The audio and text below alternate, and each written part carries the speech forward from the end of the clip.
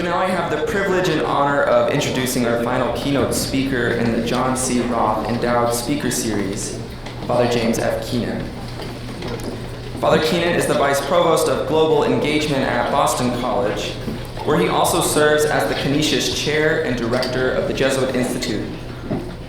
A leading Catholic moral theologian, he founded the network Catholic Theological Ethics in the World Church in 2003, and is a recipient of the John Courtney Murray Lifetime Achievement Award from the Catholic Theological Society of America. Through his many books, articles, and other scholarly contributions, Father Keenan has helped shape contemporary conversations on Catholic ethics, including serving as the founding editor of the Georgetown University Press Moral Traditions series, which during his tenure published 52 books. Additionally, Father Keenan's engagement with the LGBTQ community is extensive and long-standing. His work on Catholic ethics in the HIV/AIDS crisis has informed both scholarship and ministry in the church today, and for 20 years taught a course on this topic at Boston College, one that I know some of you in the room may have even been able to receive and hear from. Many of us at Outreach have also come to know him through his writing for us on our site, ranging in articles reflecting on papal documents and church teaching to exploring what he has called the radically inclusive friendship of the LGBTQ community. Father Keenan has been a valued friend of Outreach for many years. In addition to contributing numerous articles, he serves on Outreach's Jesuit Board of Advisors, helping guide and support the work and ministry of Outreach. Much of who we are as Outreach today, whether explicitly or otherwise, is in gratitude to the work and testimony of Father James F. Keenan. So please join me in giving him a warm welcome as our keynote speaker today.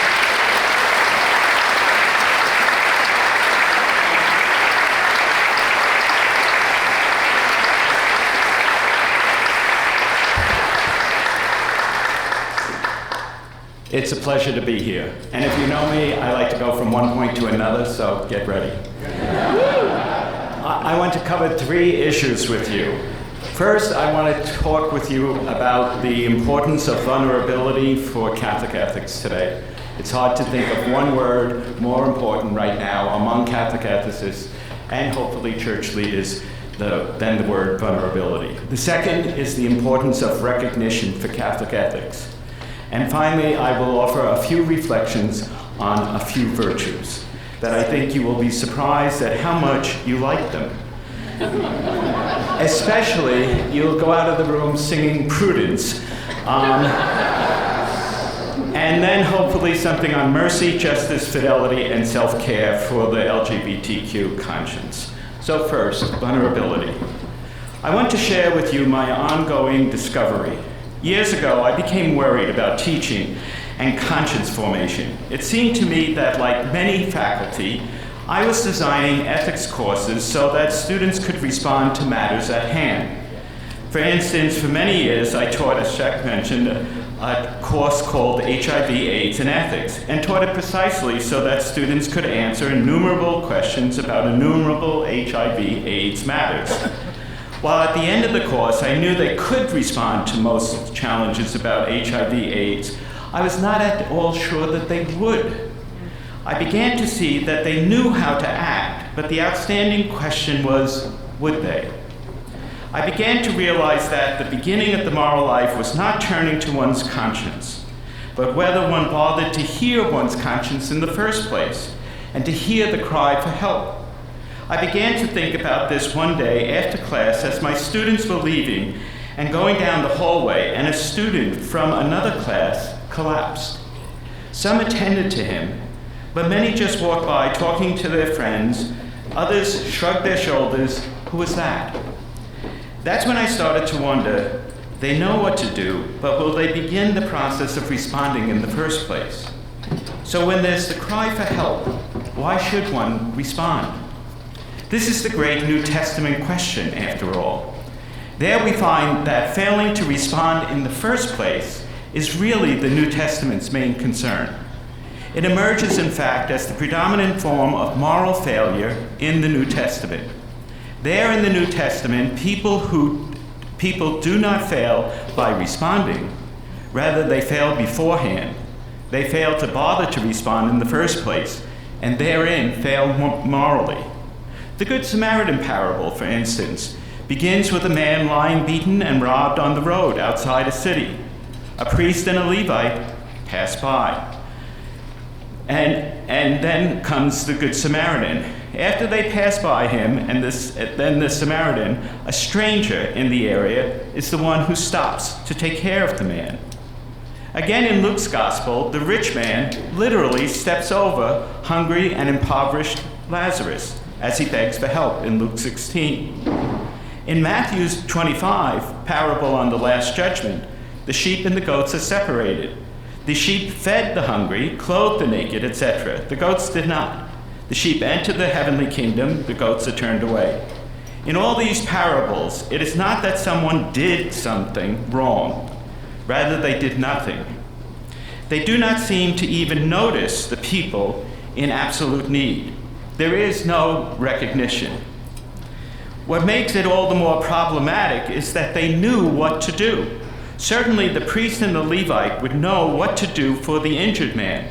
In fact, they knew better than the Samaritan where to take the wounded man. Similarly, the rich man lacked no resources to respond to Lazarus. And finally, the goats are no different from the sheep in terms of an ability to feed or to shelter. All could have answered the call. Is there something about the moral life that gets the conscience working in the first place? If we are forming consciences in the classroom intellectually to do something, how do we help people to recognize the need to respond in conscience in the first place? I now believe that the beginning of the moral life is first being vulnerably disposed to the other, and then subsequently actually recognizing the other, and then finally acting in conscience to respond to the recognized need. In other words, I think there are 3 steps to the moral life: being vulnerably disposed, then actually recognizing, and then finally responding in conscience. I believe what most non-responsive people lack is not knowledge, but the vulnerability which is the active disposition to recognize another. Let us return to the Good Samaritan parable. Neither the priest nor the Levite were vulnerably disposed to the injured man, and therefore neither recognized him as injured or in need. On the other hand, the Good Samaritan recognition of the man gives evidence of his vulnerability to the injured man. Then after the Samaritan recognized the man as in need, he in conscience went about considering the details of what he needed to do. Assess the man's condition, clean the wounds, get him to a safe place, make inquiries about the appropriate place in which to leave him, negotiate and secure from the newly found innkeeper his oversight of the injured man, dispense with his funds, redesign his return to this particular inn and innkeeper so as to take the man with him, etc. The Good Samaritan's conscience got to work out, but the work of his conscience only began after his vulnerable disposition recognized the man. The vulnerable recognition led to the conscience question, now what do I do?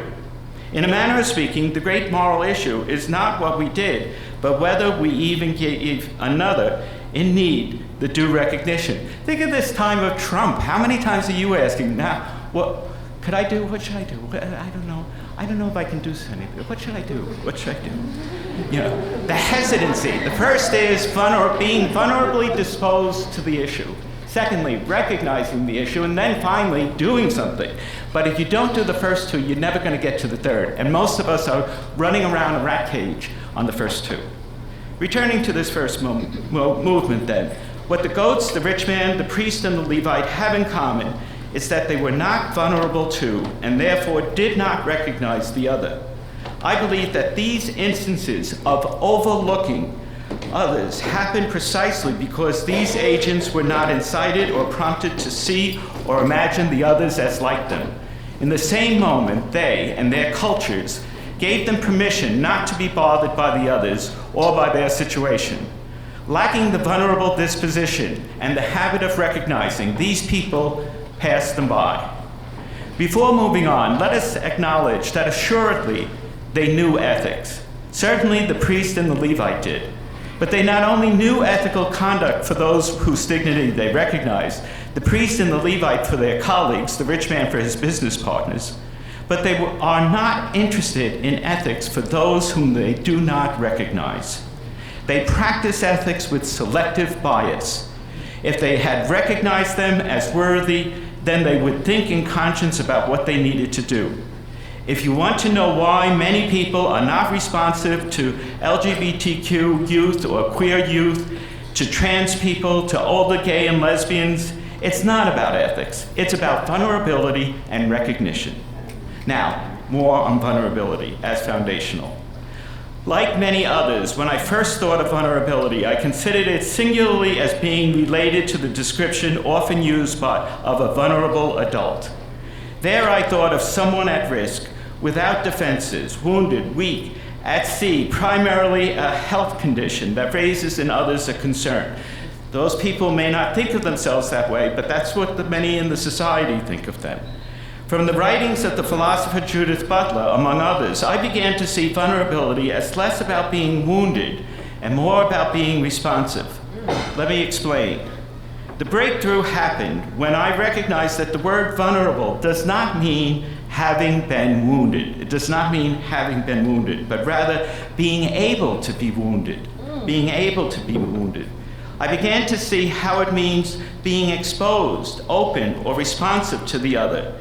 In this sense, vulnerability is the human condition that allows me to hear, encounter, receive, or recognize the others, even to the point of taking the risk of being injured. Vulnerability is a capacious openness to the other. Yes. Vulnerability is a capacious openness to the other. Judith Butler realizes that too many people think of vulnerability as primarily being in an unstable context. She rather wants us to understand that all of us as human beings are vulnerable to one another. When one is at particular risk, however, she describes them as being vulnerable and also in precarity. One of Butler's followers, the feminist philosopher Erin Gielson, considers the implications of equating vulnerability with precarity, because we're interested in protecting the concept of vulnerability for those in precarity.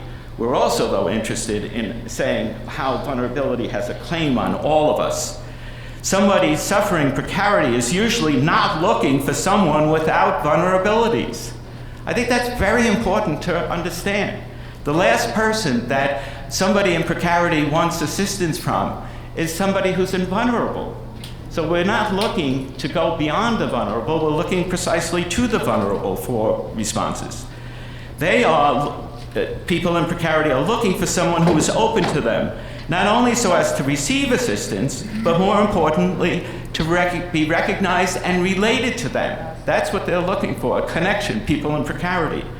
This reductively negative view of vulnerability as being solely in need, being precarious, or even being wounded is problematic because what a person in need needs is not an invulnerable person, but a vulnerable one. Until we discover our vulnerability, those in precarity are not going to have the connections that they're looking for and summoning from us. Once we stop thinking of vulnerability as weakness, we are free to use it correctly. Butler recognizes how foundational vulnerability is. She writes, ethical obligation not only depends upon our vulnerability to the claims of others, but establishes us as creatures who are fundamentally defined by that ethical relation. Vulnerability is what defines and establishes us as capable of being moral among one another. Again, emphasizing the priority of vulnerability, she contends this ethical relation is not a virtue that I have or exercise. It is prior to any individual sense of self. It is not as discrete individuals that we honor this ethical relation. I am already bound to you, and this is what it means to be the self I am, receptive to you in ways that I cannot fully predict or control. Vulnerability essentially is what most qualifies myself as one among others. It is the foundational disposition, the capability that we were born with as a human being. We are made vulnerable. All of us are vulnerable. Butler returns to the priority of vulnerability as prior even to the moan from another in need. She writes, "You call upon me and I answer, but if I answer, it was only because I was already answerable." That is, this susceptibility and vulnerability constitutes me at the most fundamental level and is there, we might say, prior to any deliberate decision to answer the call.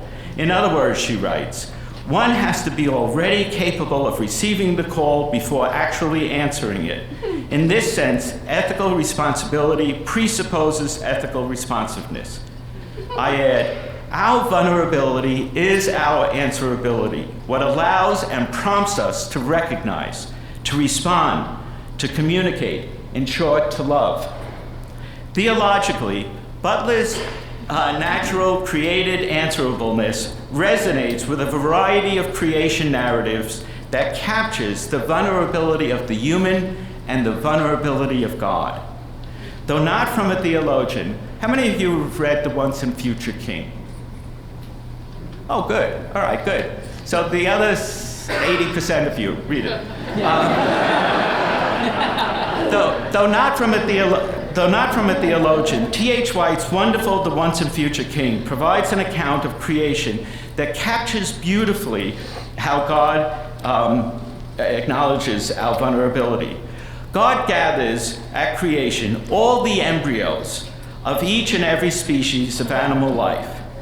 So he has this whole big royal room. Think of them being here in Gaston. And all the embryos of all species are there. 2, let's say, maybe 1. That's all you'd need, really. And the embryos are rolling around because that's what embryos would do. They don't have legs, they're rolling all over the place. And God gathers all the embryos of each and every species of animal life, and on the 6th day offers each embryo the opportunity to ask for an addition that will distinguish their species. The giraffe embryo gets a long neck for tree food. The porcupine asks for quills for protection.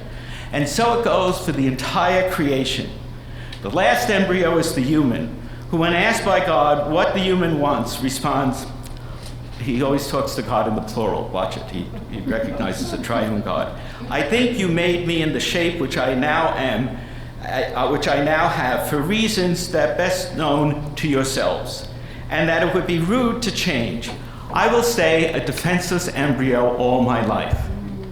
God is delighted with this answer and lets the human embryo have no particular protection, to be the most vulnerable of all newborns, and says, "As for you, Adam, you will look like an embryo till they bury you." Behind White's imaginative portrayal of creation is his remarkable vision of the human embryo as the bearer of human vulnerability. By positing the human as willing to remain vulnerable, White is able to disclose further God's delight in that the human now is in God's image, precisely because of the decision to stay as a defenseless embryo all my life. White concludes his account with God revealing to the human, "Adam, eternally undeveloped, you will always remain potential in our image, able to see some of our sorrows and to feel some of our joys. We are partly sorry for you, man, but partly hopeful." Human dignity, rooted in the image of God, participates in the vulnerability of God. This insight of our vulnerability being connected to God's resonates with the late wonderful Irish theologian Enda McDonough's work, Vulnerable to the Holy in Faith, Morality, and Art. There he begins his treatment on vulnerability with God. God reveals to us God's self as vulnerable by the birth of Jesus in Bethlehem, his life in Nazareth, and his death at Golgotha. Thus, sounding like White, McDonough writes that to be made in God's image is to be made vulnerable. Our dignity is rooted in God's vulnerability. God is always open. God is the essence of openness. Are you now with Butler that vulnerability is the movement in us to recognize and respond to the other, in short, the capacity to care? To take you further, let's look at the prodigal son parable. Think of the parable not as the prodigal son, but rather the vulnerable father. just same characters, different titles. He's the main actor of the story. It drives me crazy. Parable of the prodigal son. Prodigal son is gone, and then you got the older brother, miserable brother, and why are we calling it this, you know? And the focus of the story, though, is the father, and I want to make us pay attention to the focus of the story. We begin with the youngest son asking for and then wasting away his inheritance. He returns to his father with plans to be his father's servant, but the father rushes to him, embraces him, welcomes him back, and offers a feast.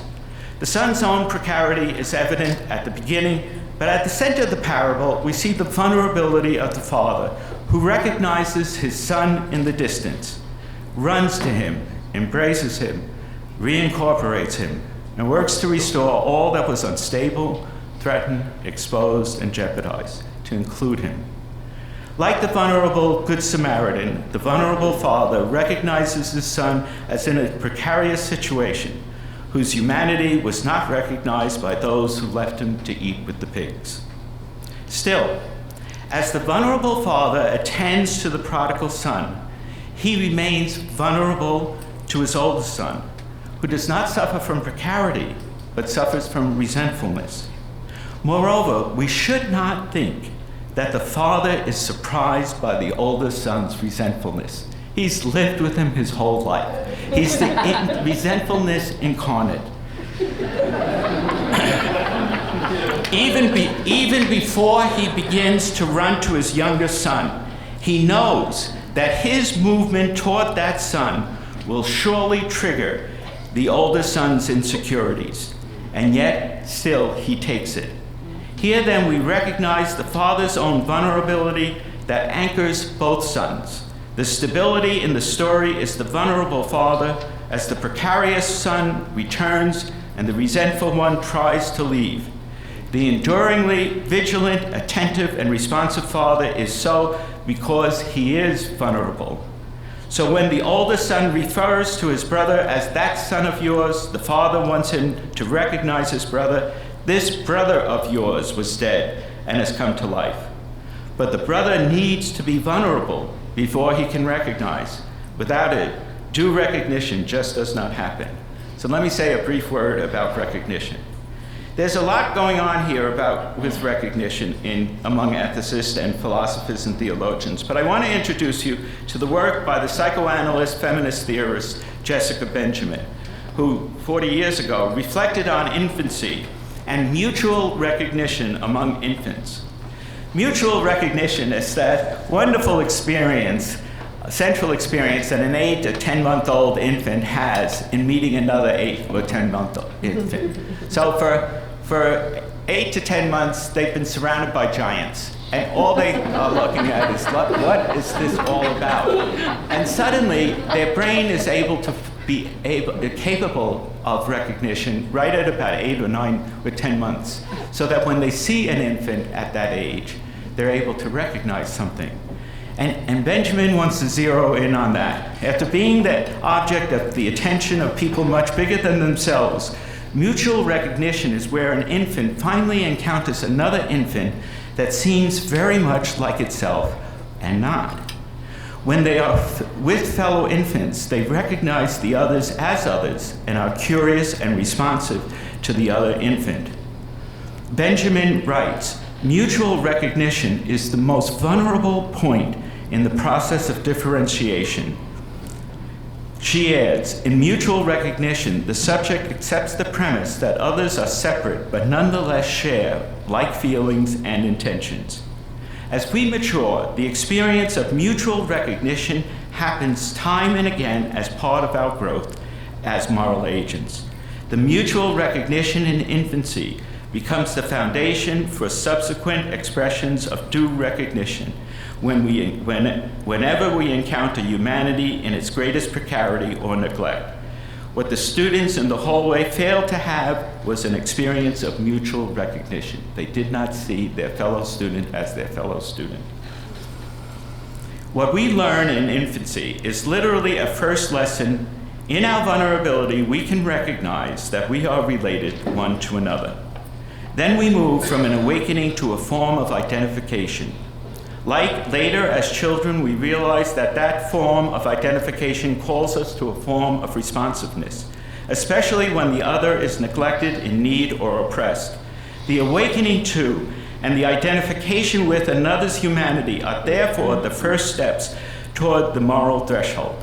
This is what all different groups that are in precarious situation, the LGBT community, the people with disabilities community, feminists, everyone is looking for, I believe, a real mutual recognition.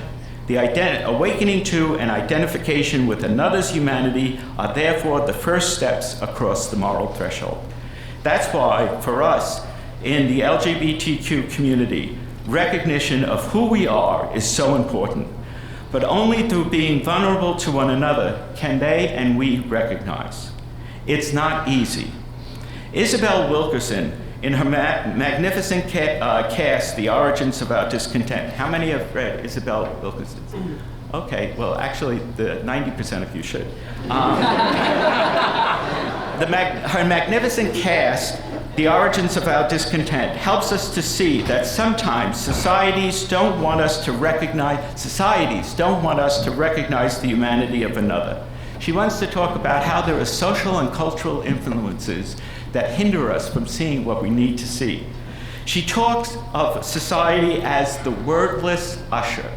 Like you go into a movie theater and the wordless usher, basically you know to follow the wordless usher. And the wordless usher has a light and shines the light on the floor so you can follow the footsteps and you get to your seat and it's all in darkness, but you just follow the wordless usher. She talks of society as the wordless usher who takes us to our assigned seats with a flashlight that keeps our gaze focused, not letting our eyes to avert to any lower caste whom we dare not recognize. As we go about our daily lives, caste is the wordless usher in a darkened theater. Flashlight cast down in the aisles, guiding us to our assigned seats for a performance. The hierarchy of caste is not about feeling or morality, it's about power. Which groups have it and which do not. It is about resources, which caste has seen as worthy of them and which are not. Who gets to acquire and control them and who does not. It's about respect, authority, and assumptions of competence. Who is accorded these and who is not. In short, it's about who gets recognized. But let me move on. What we see here is that our ability to recognize is dependent upon our own vulnerability. Our vulnerability to each other is integral to this project. But what that vulnerability prompts us to ask is our recognition up to speed. And here is where I think the conscience and virtues actually appear in this third and final part. I have two definitions that are well known by readers of Father James Martin. The first is the definition of sin, which is, I say, the failure to bother to love. It's actually a very comprehensive phrase. That bothering to love begins with recognition. Failure to bother to recognize is the beginning of the failure to love. The second definition that he repeats is mercy, which is the willingness to enter into the chaos of another. Here we can say mercy begins by being vulnerable. But let's take stock of where we are right now. When we vulnerably recognize, we move away from the wordless usher, who takes us comfortably to our seats as simple spectators from the periphery. When we vulnerably recognize, however, we approximate grace. What we do in outreach is, above all, recognize, especially with an ease and a grace that we might not do as easily as elsewhere. Indeed, here at this conference, the matters of vulnerability and recognition are the conditions by which we are able to gather as members of the LGBTQ community. We know existentially the significance of being recognized, and we know that those who give us that recognition empower us to be truer humans, better Christians. Some don't want us to be recognized, but they are the very people who are not vulnerable to us. And yet we know, similarly, when we go and do likewise by recognizing others, we feel that vulnerability runs through our veins. So let me say about some virtues that we could use to move forward. I'd like to offer you a few virtues so that others, that our work of recognizing and responding to others might continue. For after all, the virtues enable us to be agents of moral change. And here I get very practical. The ones I'd like to recognize are prudence, justice, mercy, with a fleeting reference to fidelity and self-care. How many of you know the Church of the Gesù in Rome? Yeah, okay. All right, so half of you have been there, good. As soon as you enter the Gesù, you look up to the cupola, because that's what the architect wants you to do. And you go up because it's all lit up and there's an enormous cupola, and there's somebody standing there. It's Prudence. She's about, I'd say about 17 feet tall, and she's holding a mirror. Just think, she's holding a mirror. You're looking at Prudence, and Prudence is standing there holding a mirror. She's looking in this mirror. Prudence is always identified by the mirror because Prudence wants to understand how her earlier actions turned out. True prudence checks out how well we have done and how well we are doing. It asks us to be familiar with ourselves, our strengths, and our weaknesses. It asks us to review our day, review our week, review our lives. It believes that the way forward is by knowing what we can do well and what we don't do as well. And not so as to sit out a session, but to be better at it next time. The reflective life is a condition for the prudent life. Since prudence is about getting to the end of action, and let me say that again. I'm a big Thomist. I love Thomas. You'll hear a little bit more on him. He is not some ancient figure, but he's a very influential figure in our field of ethics. But prudence is about getting to the end of action. It's a very active virtue. It's about getting to your goal. Unfortunately, we let prudence drift away, just as we did with vulnerability. And we think that the exhortation to be prudent means to be cautious. This is ridiculous. It means to go forward wisely and successfully. You have to look at where you erred as to whether or not you were not cautious or if you were too hesitant. That's the other one. We never think of it being too hesitant. But it's about knowing not what to avoid, but what to pursue. Unfortunately, just as contemporary folks have modified vulnerability to take away some of its agency, the same has happened with prudence being identified with caution. When I teach prudence, I use the Reverend Dr. Martin Luther King's letter from a Birmingham jail as a model of prudence. You might remember that the letter is subtitled, "Why We Can't Wait." It was Dr. King letting white pastors know that they should be joining him in his march to racial freedom. In that letter, he lets his readers know why the civil rights movement could not wait for white America. The movement had to move forward. That is prudence. When Jim Martin moves the agenda forward, that's due to his prudence. When outreach members move our agenda forward, it's due to our prudence. This was an insight dear to Thomas Aquinas, who noted frequently, to stand still on the way of life is to move backwards. To stand still on the way of life is to move backwards. It's a quote he used, and each time he uses it, he identifies another saint with that saying. And he has about 4 different saints having established that. He didn't care about footnotes. I think this issue of to stand still on the way of life is really important because what he's interested in is the way of life is to follow Christ. And Christ is not standing still. Christ is always going forward. And if you stand still, you're moving backwards. You're moving away from Christ because Christ is moving forward. To stand still on the way of life is not to hear the call. It's to not to hear the call, to stay in place, and to recede. So the whole call of prudence is, if you will, to move forward. The Christian is a pilgrim because pilgrims need to move forward. They need prudence. When my students read Dr. King's letter, they don't read caution. They read instead strategy. That's prudence, strategy. That is why we Jesuits have an examen of conscience twice a day. It's not to feel bad about the mistakes we made. It's better to examine instead the strategy we have. The reflective life is a condition for the prudent life. The last time I was asked to write about prudence, I wrote about Dorothy Day's Prudence for America magazine.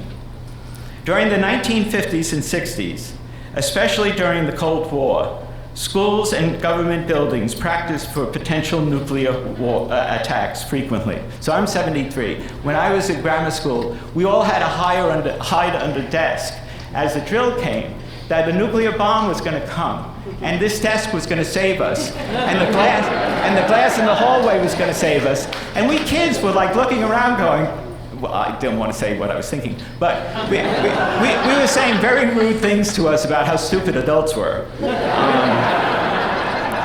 Drills had us hiding under our desk. During these drills, Dorothy Day would refuse to participate in them, but instead of remaining at home, she would announce that she would be sitting right in the middle of Central Park.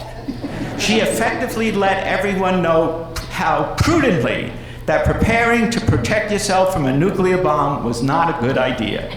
If you want to know what prudence looks like, it's people like King and Day. They were strategists. Yeah. And Day was a strategist all the time. My dad was head of Manhattan South Homicide Squad in New York. He was Kojak, so I'm son of Kojak. But he was head of Manhattan South Homicide Squad. And when I first entered the Jesuits, I got to meet Dorothy Day and have lunch with her. It was a very funny story, but I'm not going to go into it now. And he made a point of saying, you know, we call her Moscow Mary among the police. I said, I'm not surprised. About 7 years later, he stopped me and he said, you know, most of us begin to realize that she was the real thing. So New York police had known her as a famous troublemaker and identified her that way. But in time, they saw her prudence. They saw what she was doing, and they recognized her. I'd like to propose more contemporary examples of prudence who were strategists. First, several of Pope Francis's summons for meetings were incredibly prudential.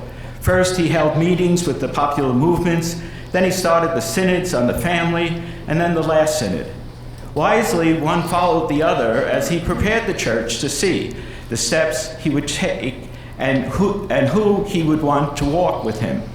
Another example of prudence is Jim Martin's leadership in advancing the recognition of LGBTQ persons and communities in the church. His legacy also reminds us how sequential steps are.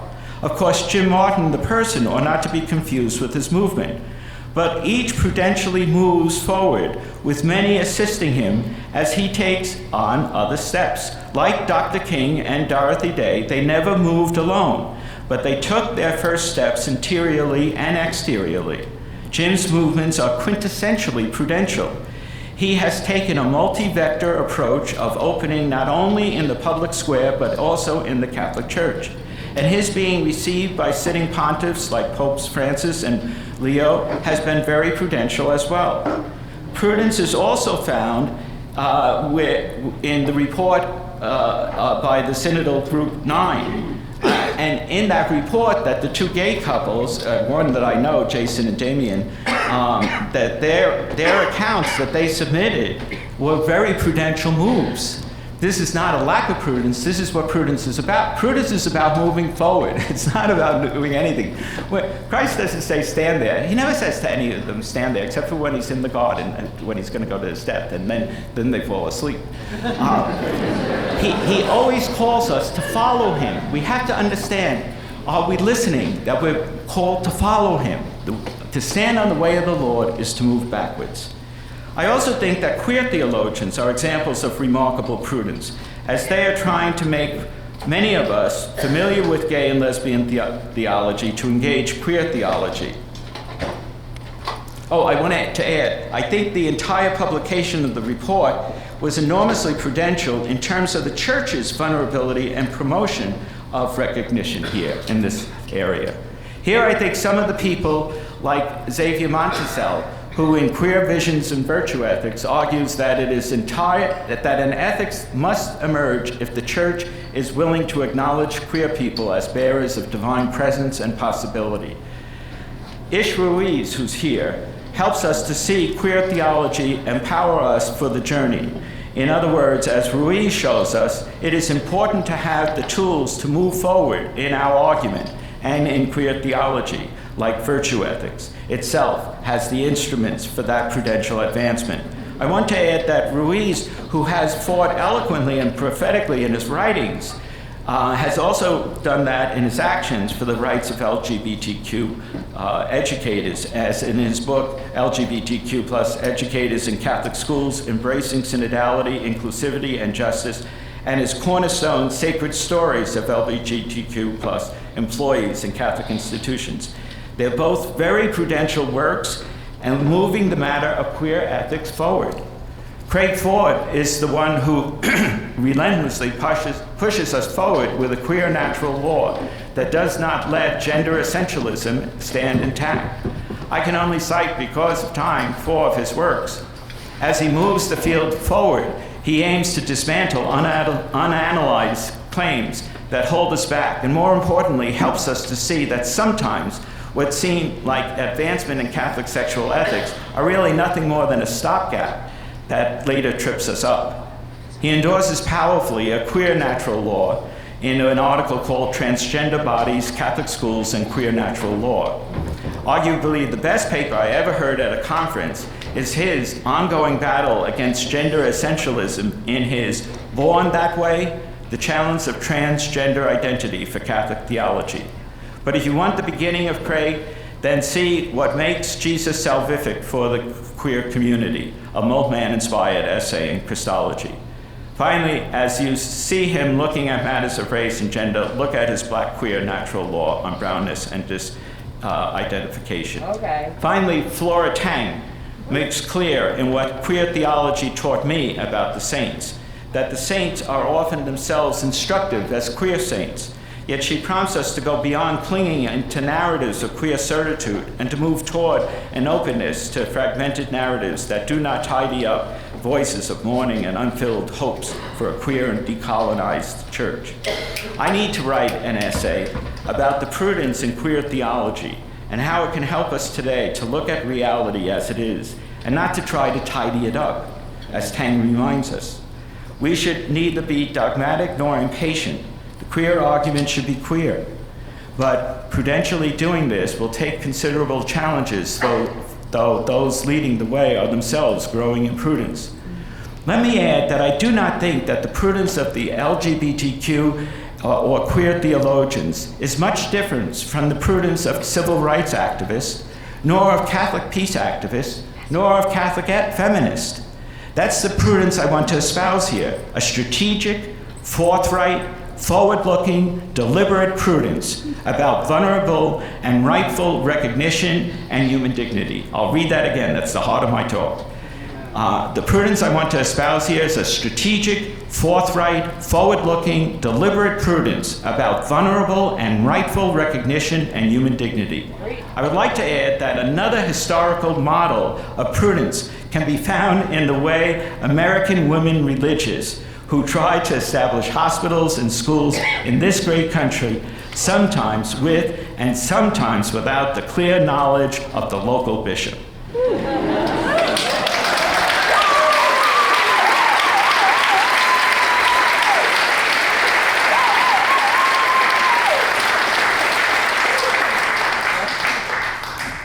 Today's Mother Cabrini, for God's sakes. These historical models of prudence are worth a look. Let me just recognize Janine Gramick is here.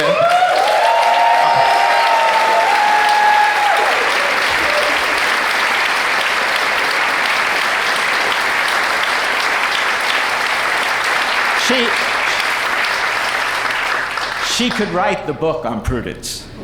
Just think of how she moved forward and how all her alternatives were being blocked. And yet she figured out how to move forward. That's what I'm talking about, moving forward, a strategist. That's what prudence is about. That's why prudence is standing there. It's not about caution. If it was about caution, Janine wouldn't be here with us right now. which her actions is why we're here. Yes.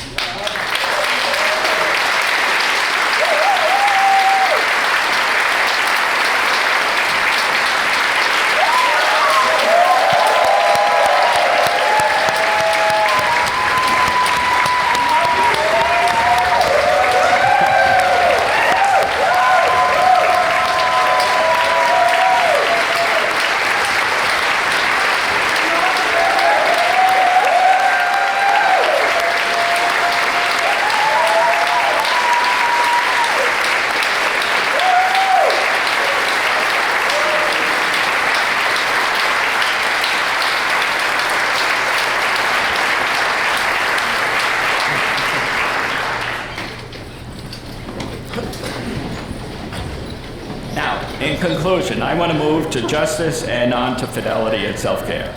So quickly, I think we could say a lot about the virtue of justice, which is the virtue of giving to each their due, as Thomas Aquinas tells us. To do that, however, I'm going to also introduce the virtue of mercy in relation to justice.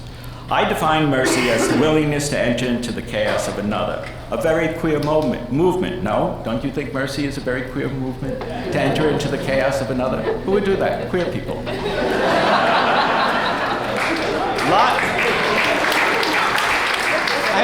Think of it.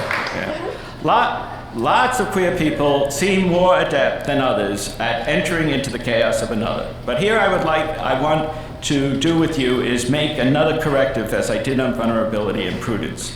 When people think of mercy, bringing mercy to justice, they think of mercy tempering justice, as in asking the court to be lenient to a convicted criminal. But that is a secondary image of mercy. In fact, mercy rarely seeks to mitigate justice. Rather, when we descend into the chaos of another, it's often to work with those others to secure their work of securing their own justice. As John Sobrino has taught us, and so many of the liberation theologians have noted as well, mercy is not interested in delaying justice, but rather in advancing justice so as to bring in the reign of justice to so many who do not have it. The kingdom of God is the reign of true justice, and the work of mercy is to advance the inbreaking of that reign. That was Dorothy Day's interest, just as much as was Gustavo Gutierrez and Ivan Guevara's. True mercy is found in our advocacy of the demands of justice, not its mitigation. The Savior on the cross dies for us to have a more just world. Now to the conclusion.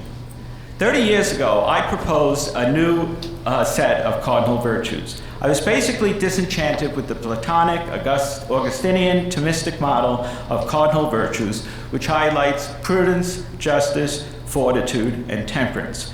I basically believed that the foursome really only promotes justice as our end, and prudence as the way to secure that end. Fortitude and temperance helps us along the way. But the end is singularly about just. What should I do in this situation? I should be just.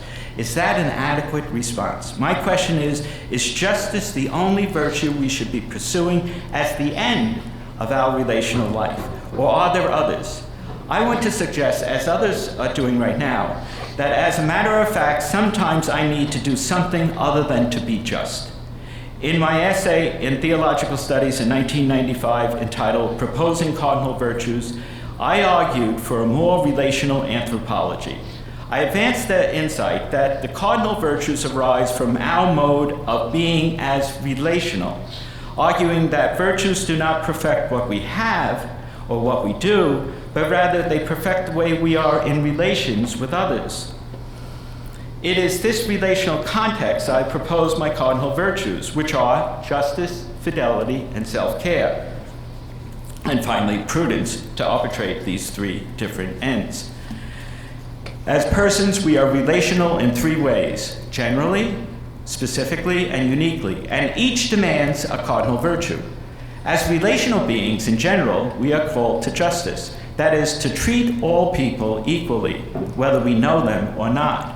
And therefore, because we belong to the human race, we are called to love all without prejudice, without any attachment, in justice.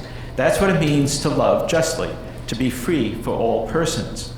Paul Ricoeur and others said, and yes, but like myself, asked, but what about particular persons? Am I not called to love them specifically? When my dad died, I called my mother every day to see how she was. I didn't do that for anyone else.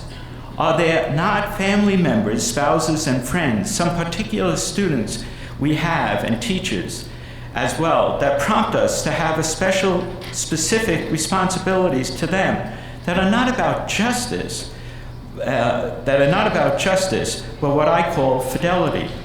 It seems to me that while we should love everyone equally and justly and without discrimination, there's a very small portion of the human race that we are called to love very specifically or faithfully as friends or family or neighbors. As a Jesuit, I know that. There are some people that we have what I call a specific call to love them according to their very specific way we are related to them. I say this is fidelity. But then there's me. Am I called to love myself? This is another type of relationship. Not the same that I have with my mother, my father, my siblings, my friends, and my colleagues. Do I have another one? And it's with myself. Do I love myself well enough that on my deathbed, I leave with a modest sense that I lived as best I could, or someone? Do I develop a conscience? Am I a person for others? Am I taking care of this body of mine such that God would be pleased with me? In other words, if we see self-care as normative, with normative guidelines, am I, with me at the end, and responsible for myself? That's what I mean by self-care. Do I recognize my worth as well as the worth of others through justice, or of my friends and selected persons through fidelity? Do I also recognize myself as an object that needs to be recognized through a virtue? Do I treat the stranger and relative as I treat myself through self-care? There are effectively 3 personal relationships that virtue wants us to care for. All other humans, my friends and family, and myself. Now, where does prudence fit in? I would say that prudence guides us to these 3 ways of being: loving and responsible, to all people equally, to others specifically, and to myself uniquely. But since I cannot do all these loves always, I need to prudently determine when I need to focus on justice, fidelity, or self-care.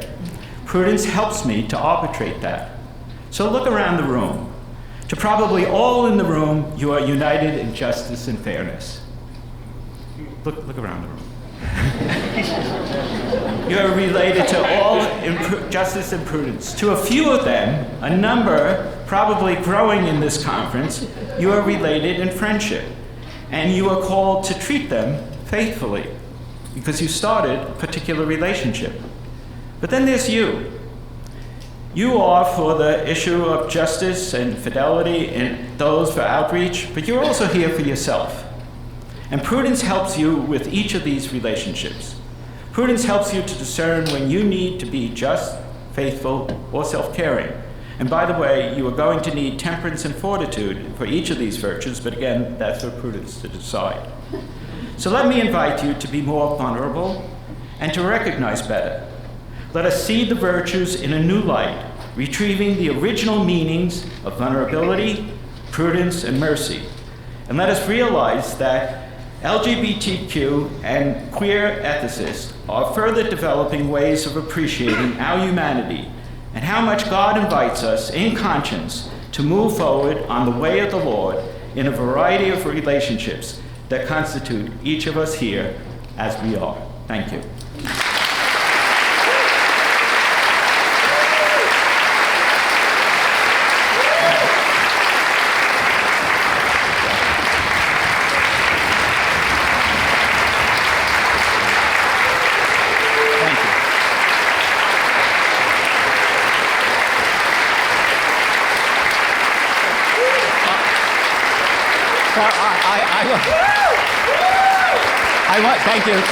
Thank you. So I want questions and comments. I cut this back and back and back, and I got it down to about 40 minutes. So I was very happy. The first thing I wanted to do was how long did it go? But we have only 15 minutes, and I'm supposed to point you out if you raise your hand. And I'll just say, Jack and I arranged this. So if you have a question, would you raise your hand? There's a very clear hand there. And a very clear comment. I have never, in the 15 years of being a board-certified chaplain, heard a more succinct description of what we do when we accompany the other through the loss of injury, accident, dying, and death. Thank you.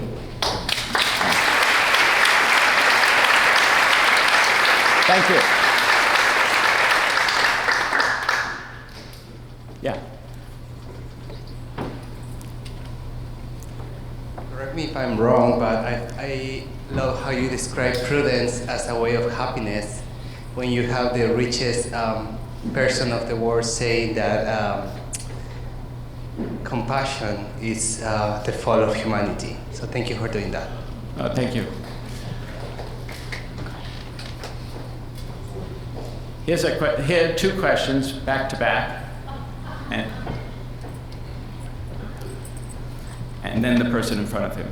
So how do you square vulnerability with the Almighty? Pardon me? You describe God as being vulnerable, Yeah. but we often hear him described as the Almighty. God is vulnerable and the Almighty? Okay, good. Yeah. Where is my student? Where are you? Oh, there you are. Stand up. Just stand up so they can see you. So they can all bother you afterwards. So he did. So my interest in this is I actually think that if we understand God is vulnerable, we understand that God is open. And the thing of T.H. White, of we being made in the image of God, is not about power. We often think about power, but our power is in our vulnerability. And I think that that's important. It's about letting go. So the entire Christian message is about God letting go of his Son, and his Son letting go of his life. And it's letting go by calling the disciples and inviting them to follow him. It's a whole vulnerable expression. His decision to invite a 16-year-old virgin to become the mother of God. These are all wildly, in terms of God images, really not that familiar. They're very decisively Christian in terms of coming and rooted out of vulnerability. However, we love to vest God with so much power that he has no vulnerability. And there was a debate in the 16th, 17th, and 18th century about not mixing the vulnerability of the Son with the power of Almighty God, the Father. So you can see, so those of you who use the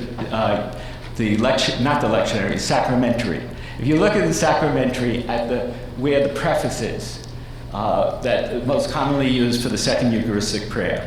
Now that is the most common page that any priest opens at a liturgy because it's the second Eucharistic prayer, which is the quickest, and the preface is the one that most recognized. And in that picture, you will see Christ crucified on the cross, and the Spirit between the Father and the Son hovering. But the Father is wearing a papal tiara and is implacable. It's to show that he was not touched by the death of his Son. And so theologians, in the form of painters, like Tintoretto, or shout out a few names. El Greco. Who else? We can't hear you. Shout out. Yeah. It's a whole series of paintings in the Middle Ages that is representing God in a humane form. For example, there is actually in the cathedral in Ukraine, Mary is represented as a priest with the linens celebrating Mass. So addressing all vulnerable people in society and bringing them closer to God to show that. All right, now give your name, rank, and serial number. What? Say who you are. Federico Cinocca. I'm originally from Italy. I'm Emmanuel College in Boston. I did my dissertation with Jim. So. He teaches at Emmanuel College, and he's working on a book precisely on this issue about the vulnerability of God and how the vulnerability of God was compromised, if you will, by papal leadership trying to insist on this role, and which we still see the effects when we open up the second Eucharistic prayer and see the preface and see the image there of an implacable Father. There is in Campion Hall, a Jesuit college at Oxford that I love very much, there is this picture of it's a Pietà, and the Father is holding his Son in his arms, and they're on the ground, and he's just holding the body there. I mean, that's vulnerability, but the pictures inform us, and they inform the Church of how to proceed. I think my question's on a practical issue. We'll see where it goes. The question of our friends in the African church who are opposed to the blessing of couples. Oh yeah. The countries that have death penalty for being gay. It's wrong, but what do we do about it? And to put words in the Pope's mouth, part of it is, well, we'll deal with that later because unity of the church is more important. How do we morally deal? I mean, where's the prudence in all of this? I would say, like, I had plenty of African students, and I would say that the prudence of these students, we're in history, right? We're in history. And so the African continent, in many ways, we could say, is on the gay issue a little bit reticent, let's say, in some places, more than others. But that's a historical insight. In the United States, we haven't been terribly good on race. We haven't been terribly good on feminism. We haven't been terribly good on people with disabilities. I mean, we're a mess ourselves, but we tend to look where others who are more messy than us as consolation.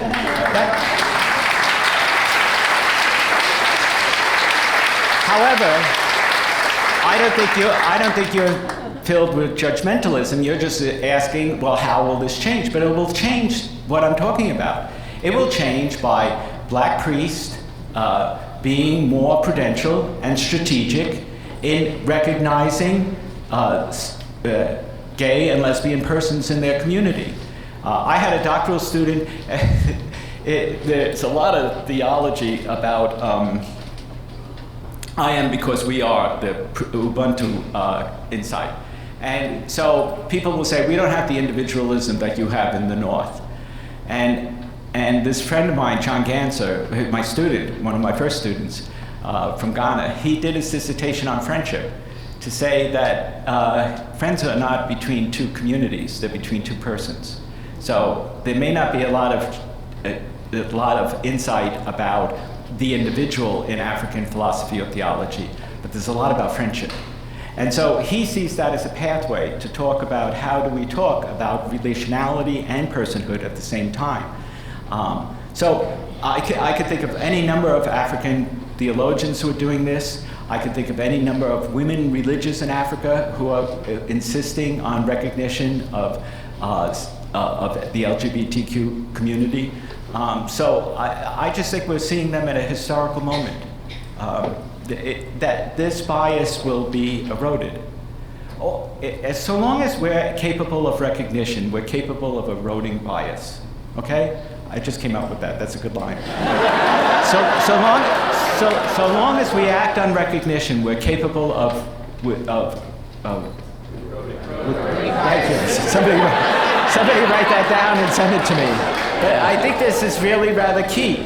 And that's what we want from societies. That's what we're looking for. Like I do something. I know quite a number of bishops and cardinals and the rest. And whenever some of the very, very conservative reactionary people start doing something positive I recognize him right away. Tim Brolio, I've written to Tim several times now. I congratulated him when he said on Meet the Press that this is an unjust war. I said, good for you. I wrote him a letter, said we're very grateful that the head of the Bishops' Conference is saying this is an unjust war. This is a person who, in leading the conference, was not all that connected to Pope Francis, but he has stood up for the migrant, and now he's standing up about the war. And I think it's very important to say that. I've done the same with Gomez in LA, with Wensky in Miami. I've written to them. I've written about them in America Magazine to say we need to applaud these. So we need to encourage some of our hierarchy when they may take small steps, but remember that the way of the Lord, moves forward. And we want them to be on board. So Did you have something? Thank you so much, and thank you for everything that you're doing and saying. We definitely stand on your shoulders as well with your legacy and theological ethics. My question is about the role of emotion in all of this. So vulnerability really meets or kind of operates often off of human emotions. So I'm wondering if you could reflect a little bit on where anger and fear relate to this vulnerability, and specifically maybe what Aquinas would say about these. Yeah, thank you. These are all, like if you go through the Summa, Thomas is always trying to bring them in. I'm giving you a very skeletal view, and I'm just trying to highlight, if you will, the priority of prudence. It's hard to think of a virtue that he likes more, other than charity. It's hard to think of a virtue that he recognizes, and it's among the four moral virtues. It's prudence that he gives more time to and more interest in. And I think this is very important. Now this is going to be my pitch for Aquinas. Thomas Aquinas is an enormously ambitious and hard-driving person. He's put by his family at 6 years old in Monte Cassino Abbey because they want him to eventually become the abbot. At 15, he realizes he doesn't like this. And what's happening is that the urban areas are developing all around the continent. And instead of staying at a monastery for the rest of his life, which if he does, he will be made the famous abbot of Monte Cassino, he decides he should leave, and he goes to all places, Naples. And he goes to Naples because he wants to meet the Dominicans, and he also wants to find out more about Aristotle. And he thinks that by looking at them, he'll have more of a philosophy that will be able to take him further forward. If he joins the Dominicans, he will no longer be with the monks in Monte Cassino. He will now be a beggar. He'll be a mendicant. He joins a mendicant order. And his parents are furious. They had his son. They have one son who's in the imperial court and one son in the episcopal court, the papal court. And now they wanted one to be in the most important monastery. And now he wants to be a mendicant of all things. And he's going to be a first-generation mendicant. They're just new. They're going around begging. And now their son, that they have this great plans, he's doing that. So he leaves Monte Cassino to go down to meet the Dominicans in Naples and to study all sorts of Aristotle. And then he enters the Dominicans. His mother, Matilda, finds out about it. She's furious about this. She has him kidnapped and put him in prison in Fossa Nova. He stays there for a year. But all of a sudden, the Dominicans are trying to figure out, how do we get him? And eventually, she relents and leaves him go, and he goes up to Paris right away. They decide he's not staying in Italy. Let's get him to Paris and train him.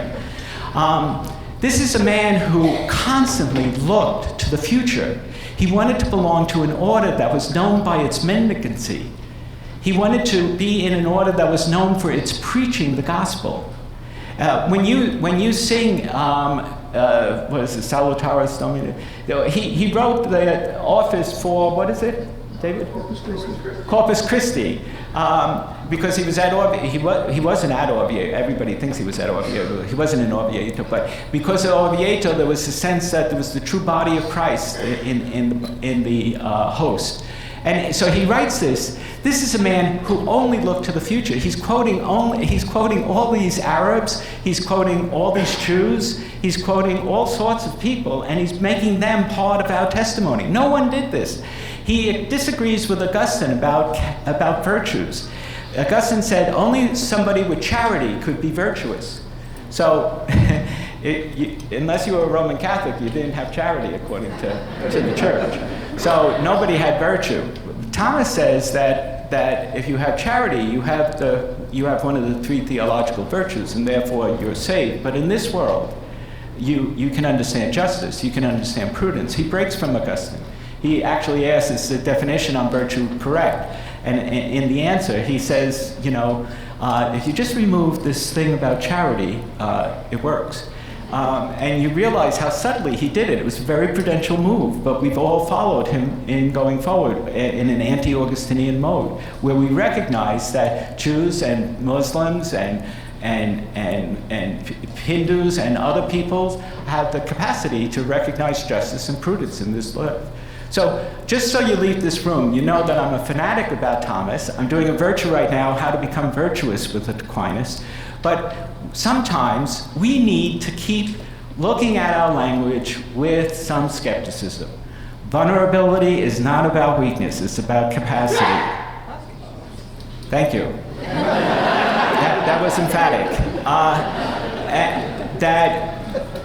That mercy moves justice. It's not about mitigating justice. That prudence is not about caution, but about strategy. But we have to see so much in our tradition has been coated with a reactionary enamel that does not help and is foreign to the argument that's being made. We need to get to the roots of theology, and for some of us right now, it's to do that in a corrective way. It's 11:14, so I'm done. Gene said I have 1 minute. It just turned to 11:15. Thank you.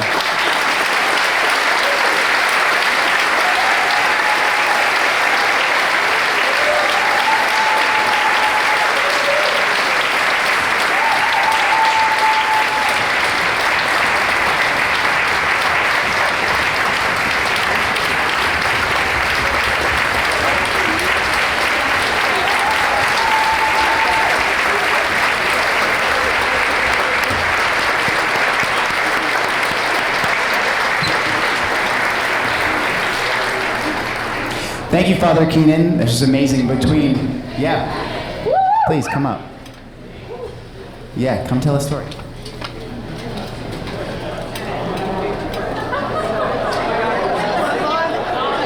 So when I was 18, I entered the Jesuits at 17. I go to Le Moyne College. I go to Demont Drive, New York Province. And in the first year, I discovered I was a natural networker, and I connected with people, and I managed to help people connect. And but I also found out that even though I came from the working class, I was wildly progressive, and I was surprised at that. My father and mother were more surprised. And so I ended up hanging out with this group, the International House there. And they invited Dorothy to come and give a lecture. And she was supposed to give a lecture, and she sent it this title, and it was called Saints and Eros in Our Day. And everybody was like, Saints and Eros in Our Day, what is this all about? So there was this Jesuit in the year ahead of me, Alex Avatabali, who kept going around, well, it's about love. And I'd say, well, it's not Eros is not really about like charity. That's what we usually use. Eros is about something a little more intimate. And so he keeps saying these things, and then she comes and she says in her talk that she said, my secretary made an error. This is very funny. She didn't have a secretary. It would have been her. So she says to this big audience, my secretary made an error. I dropped the H, and it's Saints and Heroes in Our Day. And so she ended up, I remember to this day, she spoke on Alexander Solzhenitsyn, Julius Nyeri, and Cesar Chavez. Those were her three images that she talked about. And so International House, we decided we were going to have lunch for her the next day. And they said, this is 1971, they said, we're having tofu sandwiches. I said, what? I'm from Brooklyn, so I said, what? I've never heard, tofu? You're giving her tofu? And they said, she's a saint. She has to be a vegetarian. This was in 1971, so as fate happens, I end up sitting next to Dorothy. And Dorothy turns to, this is my great exchange with Dorothy. Dorothy opens up her sandwich and she says, "What is this?" And I said, "It's tofu." She said, "Tofu? Why tofu?" I said, "Well, that's very interesting. They said because you're a saint, you had to be this." I hate when they say that. I said, "What, that you're a saint or that you would eat tofu?" And she said, "Both." So then I turned to her and I said, "Dorothy, I have a car outside. Do you want to come over to the novitiate and I'll give you a ham sandwich?" She said yes. So we left the lunch and the two of us had a nice lunch together. So